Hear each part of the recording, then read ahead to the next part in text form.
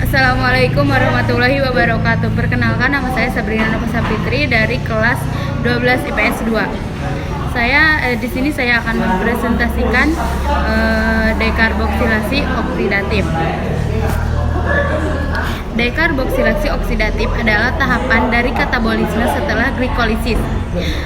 Dilansir dari Britannica Encyclopedia Asam Piruvat, hasil glikolisis dioksidari oleh kompleks enzim piruvat dehidrogenesis atau PDC untuk menghasilkan saetik, koenzim A, dan karbon dioksida. Dekarboksilasi oksidatif asam piruvat juga berlangsung dalam matriks mitokondria dan merupakan reaksi kimia yang mengawali siklus Krebs. Setiap asam piruvat yang dihasilkan kemudian akan diubah menjadi asetil-CoA atau disebut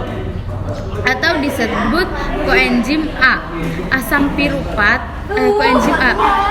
piruvat ini akan mengalami dekarboksilasi sehingga gugus karboksil akan menghilang sebagai CO2 dan akan berdifusi keluar sel. Dua gugus karbon yang tersisa kemudian akan mengalami oksidasi sehingga gugus hidrogen dikeluarkan dan ditangkap oleh akseptor elektron NAD.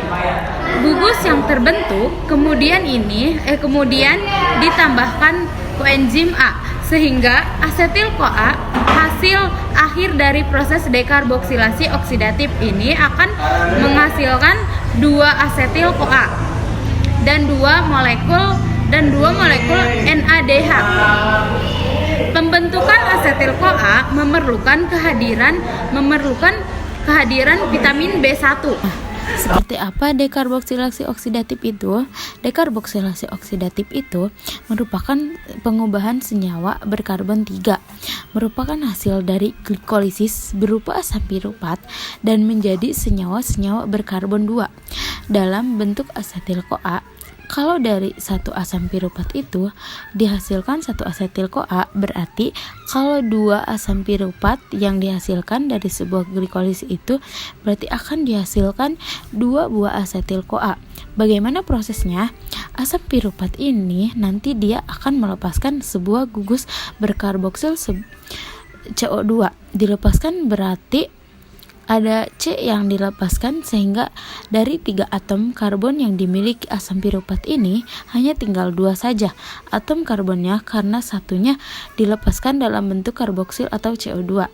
Nah, ketika CO2-nya dilepaskan, masuklah koenzim A yang berkaitan dengan asetil sehingga terbentuk asetil-CoA. Pada proses yang bersamaan juga reduksi Na+, NAD+, plus H+, plus elektron terbentuklah NADH. Jadi apa saja sih hasil akhir dari dekarboksilasi oksidatif itu? Sekali lagi, yaitu dari satu asam piruvat menghasilkan satu asetil-CoA, satu CO2 dan satu NADH. Sekian presentasi dari saya. Wassalamualaikum warahmatullahi wabarakatuh. Terima kasih.